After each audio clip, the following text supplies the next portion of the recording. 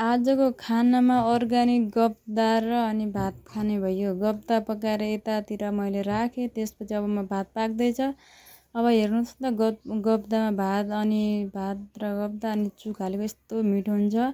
Hello everyone, साथीहरू सबैजना सन्चै हुनुहुन्छ होला। आज हामी कहाँ जाँदैछौँ भने चाहिँ आज हामी जाँदैछौँ अनि घरभन्दा अगाडिको खेततिर हामी बाटोमा जाँदैछौँ अहिले। अनि बाटोमा हिँड्दैछौँ अनि यतातिर अब घाँसहरू अनि काट्नको लागि अनि घाँसहरू पनि यतातिर रहेको छ। हामी कुलोको डिक जाँदैछौँ। अनि हेर्नुहोस् यो घाँसहरू यस्तो छ, यस्तो राम्रो पनि छ घाँसहरू। अनि घाँसको सँगसँगै यता खेततिर पनि देखाउँछु मैले। खेतहरू पनि आजभोलि यस्तो राम्रो भएको छ। अनि अब यो कुलो छ, यतातिर कुलो छ, साइडमा छ नि त। अनि यो कुलो छ, कुलोको साइडमा यति ठुलो घाँस छ। अब म घाँसलाई मजाले काट्छु। गाउँघरतिरको घाँस हो यो भैँसी गोरुले त झन् एकदमै खान्छ। आजभोलि त घाँसको सिजन छ नि त। अनि त्यो भएर घाँसहरू पनि एकदमै अनि खान्छ गोरु भैँसीहरूले। अनि यसै गरेर अब एक एक गरेर अब घाँसको मुठाहरू काट्दै गरेको छु मैले।